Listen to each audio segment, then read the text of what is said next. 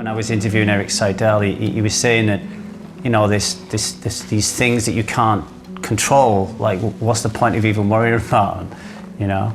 Yeah, I mean, poker definitely trains you with that because, you know, you can control your decisions, but you can't control the situation, you can't control the cards that come out, you can't control a lot of other things.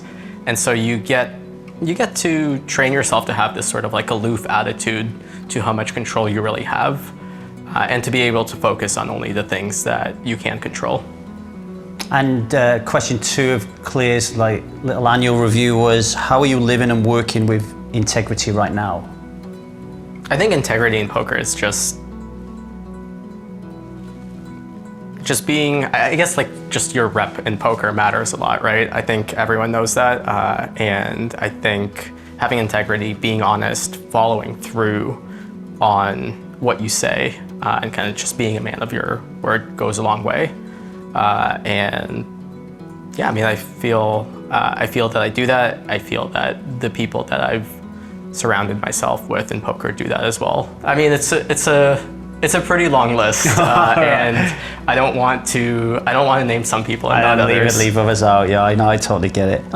How can you set a higher standard in the future? For myself? Yeah. I mean, I think I'm actually pretty happy with where I'm at now, just in terms of my standards for myself. So I think now I'm sort of in the stage of tweaking little things, but there's not like a big thing that I need to change. So I think the things that I need to improve on are sort of like on the micro level now. Right, you're nailing it. You're nailing life, Daniel. So sometimes it feels like that, other days not as much, right?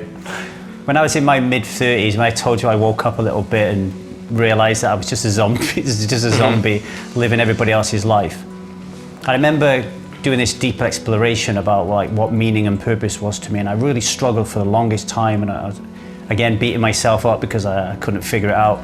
And a coach said to me, just make a list of all the things that you love doing in life and see what it tells you. What would that list look like to you? So for me, I mean, again, being competitive would be very high up on the list. Very high up on the list would also be helping people. I feel like, I mean, it's kind of like with my coaching and the videos that I make, I don't necessarily think that it's even like a plus EV thing that I'm doing, but it gives me pleasure to do it. And yeah, it gives me purpose, because yeah, I just like, it's rewarding to see people that you care about improve. So I feel like that's a driving force as well.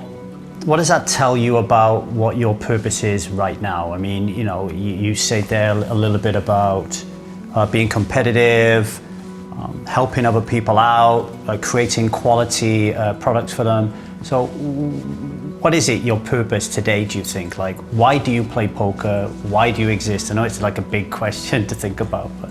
Yeah, that's a big question, especially for a poker player where every day is so different, every week's so different. The opportunities that you have are so different. So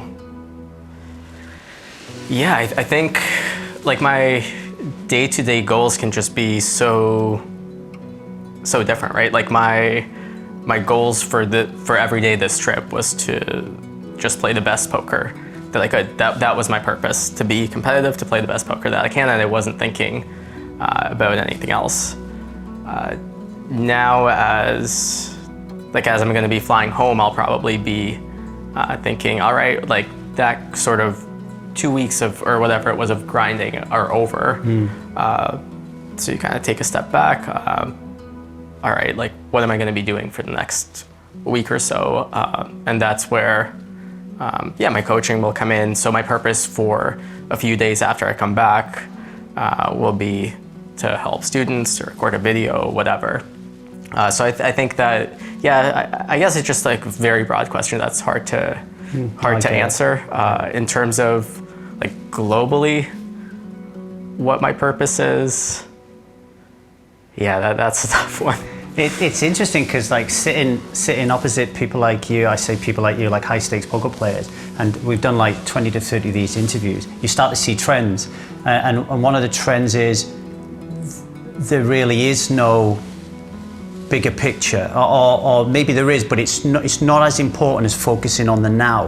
And I'm interested in whether that is because of pure love of the game, so I don't need to think about anything else because I love this game, or the game demands that laser-like focus for you to be good. For me, it's definitely the pure love of the game. I enjoy the competition that comes with poker. It's also, I feel like the environment that I do most of my poker playing in kind of caters to that. You know, like within poker, I could be doing other things other than like traveling and playing high stakes tournaments. Like I'm sure I could find other ways that would be equal, maybe even better, like financially, compared to kind of traveling to all of these stops. But I choose this because, yeah, it caters to me being competitive, and that's kind of, I love this aspect of poker. I love the game, and that's kind of enough for me. My name is Dvoress. I am High Stakes Poker.